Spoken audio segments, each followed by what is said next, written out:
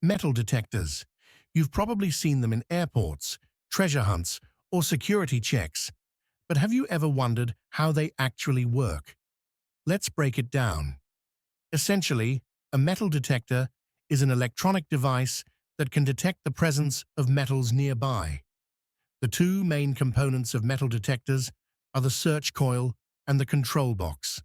The search coil is the part you sweep over the ground, and the control box contains the electronics and batteries. Metal detectors operate on the principle of electromagnetic induction. To understand how these devices work, you need to be familiar with two concepts.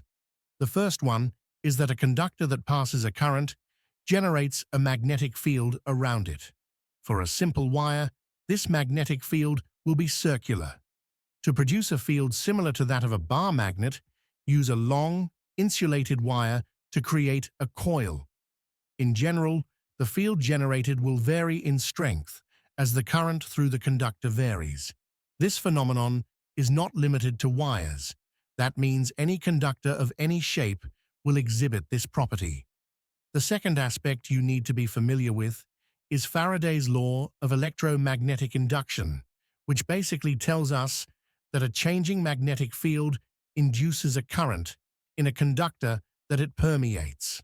So, when you move a bar magnet across a metal plate, you generate what are known as eddy currents, and these will circulate in the metal plate. From our previous concept, we now know that these currents will generate their own magnetic field. This field will oppose that of the bar magnet. This is in accordance with Lenz's law, which states that induced currents will produce effects that oppose the change producing them. Now that you have an understanding of the science, allow me to explain the technology. When you turn on the metal detector, an oscillator generates an alternating current, which then flows through the search coil, generating an alternating magnetic field. As you move the detector over the ground, this magnetic field is constantly changing. When the magnetic field of the search coil permeates or passes through a metallic object, it induces an eddy current in that object.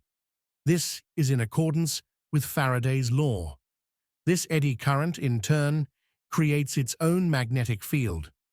The search coil of the metal detector picks up this new magnetic field in the form of an induced voltage and sends a signal to the control box.